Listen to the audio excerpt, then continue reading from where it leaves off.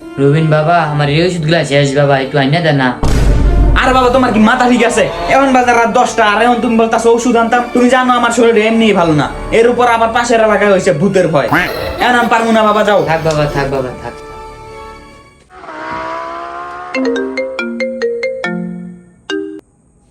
হ্যাঁ জান, বলো। জান, আমার বাসায় তেলাপোকা ঢুকছে। কি তেলাপোকা? তুমি আমার আগে বললা না কেন এমন একটা সিরিয়াস কথা? না জান, সমস্যা নাই, আমি কিছু একটা করে নিব। আরে কিছু একটা করবা মানে তুমি?